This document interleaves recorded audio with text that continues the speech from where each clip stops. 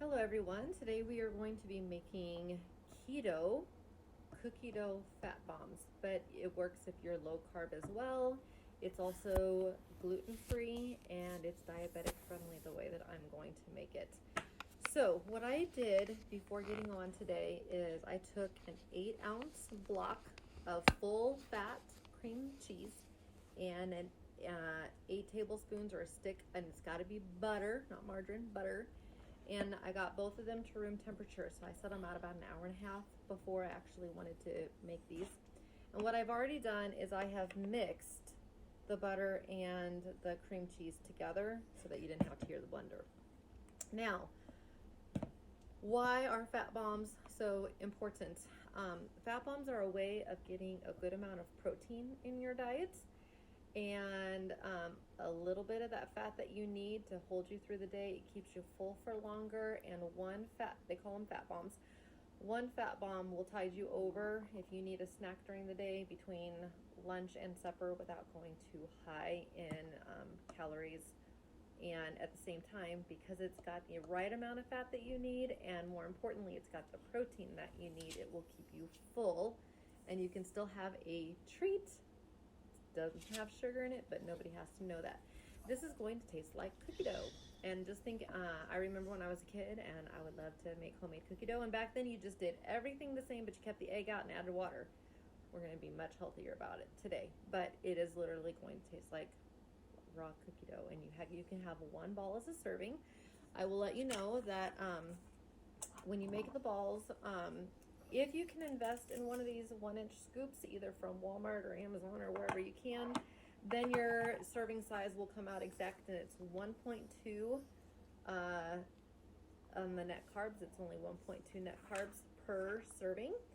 167 calories in the serving, so that's less than 2 Chips Ahoy cookies, and yet you're getting protein in it, and Chips Ahoy is not going to fill you up, and this is going to keep me full till dinner. So yeah, it's got 167 calories. There is 2.3 grams of protein. There is 17 grams of fat. That's the part that keeps you full. And there's 1.1 gram of fiber. So, but it's a good way to get your sugar-free indulgence, your low-carb indulgence, all of those needs, and stay in the I only use sweeteners that are diabetic friendly and keto friendly, so you're not going to raise your blood sugar at all, but you can still have a treat and enjoy it.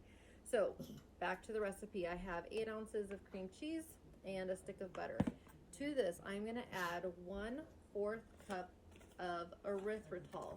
Erythritol, once again, is a plant-based. I actually went and looked it up for those of you that want to know a little bit about it. Swerve is the brand that makes erythritol. You can also find it in some other brands as well. But it actually comes from, some of it comes from mushrooms, some of it comes from grapes, but they dry them out, and when they dry them out, they take the part in there that makes it sweet, and they only keep that part, none of the rest of it, so it's still considered a 0 carb. In fact, it says on here, diabetic friendly, tastes like sugar, easy to digest, tooth friendly, bakes exactly like sugar, cooking ratio is exactly the same if you want to use it in any other recipe you have. It's non-glycemic, so like I said, doesn't raise your blood sugar levels, and it measures exactly like sugar. So it asks for 1/4 of a cup. I've gotten out my measuring cups. Okay, 1/4 of a cup. I'm so low on this, I'm just gonna pour it in.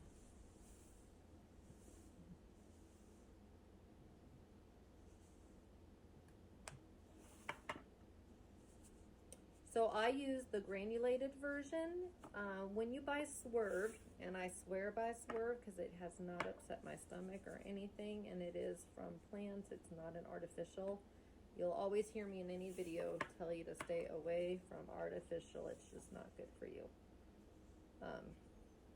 Whole Foods, anytime you can, Whole Foods. Okay, so there we go.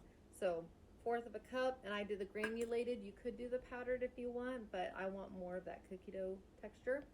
So 1/4 of a cup of your sweetener of choice. So I'm going to leave that up to you. I'm just going to tell you, try to keep it low carb and keto. Put whatever sweetener in there you want. Half a cup of almond flour.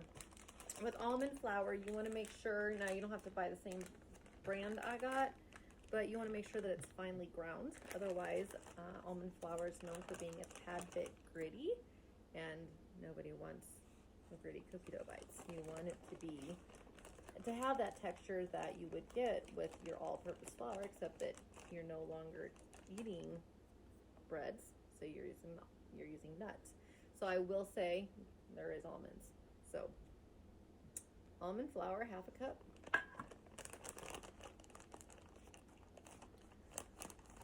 $25 drops of liquid stevia. I did a previous post on this. So 25 drops is a lot. However, it's probably a teaspoon, but I'm going to count out the drops. You can buy it in the store, but everything I've read, it's cheaper on Amazon.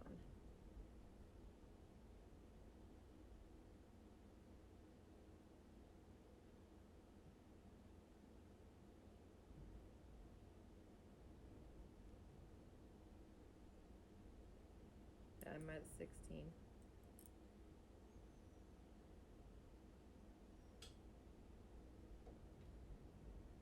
Do you remember stevia is a plant leaf? So once again, it's an all natural. All right, add on to that 1/4 of a teaspoon of vanilla extract. Trying to get that cookie dough flavoring in.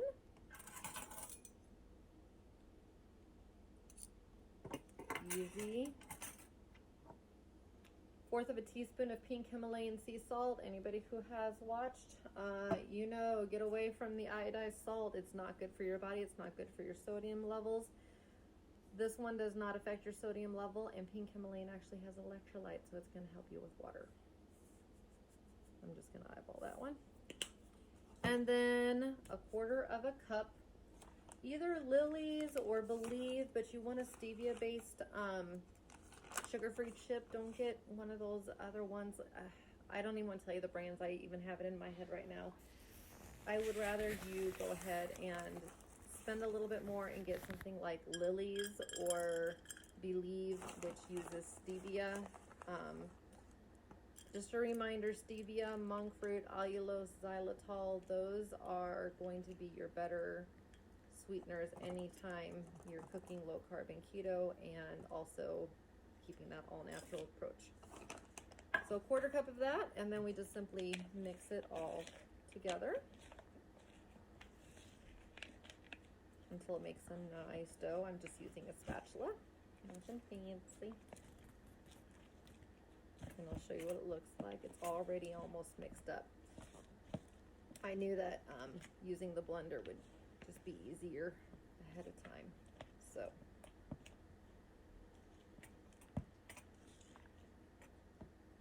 now these last for 3 to 4 weeks in the freezer, or 1 to 2 weeks in the fridge. So what I plan on doing is I'm going to put them in the freezer right now, because I can have a treat in an hour and 10 minutes. So I'm going to add a few more of those sugar-free chocolate chips. Shh, don't tell anyone. So once it is made, let me go ahead and scrape this off. I will show it to you. It literally just, it looks like cookie dough. So it's good. It's good.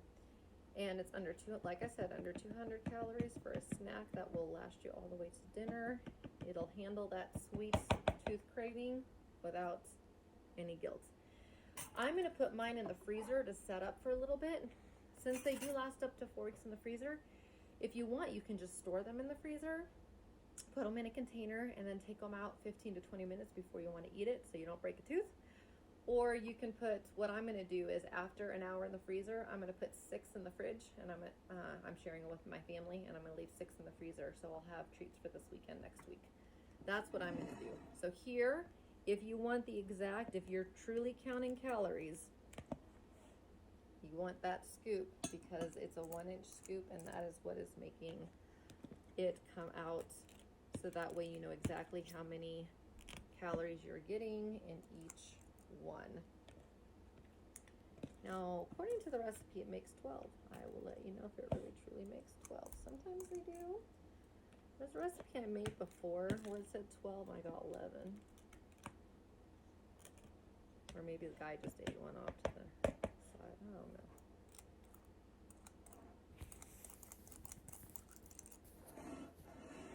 So I should show you kind of what I'm doing. I'm just literally placing them on a plate because I will put them into Ziploc containers. I just want to put them into the freezer for a quick hour to get them nice and cold.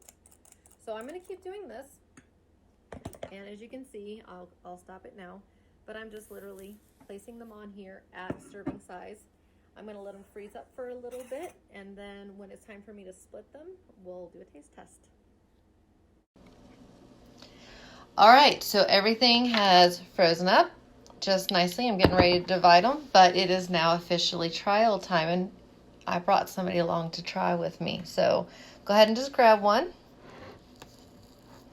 They're kind of like stuck in there, and it's supposed to taste like chocolate chip cookie dough.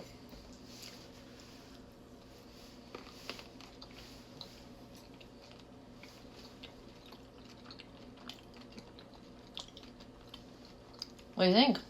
Pretty good. They are pretty good. You get your protein, you get your fat, and you stay full till dinner. Enjoy the fat bombs.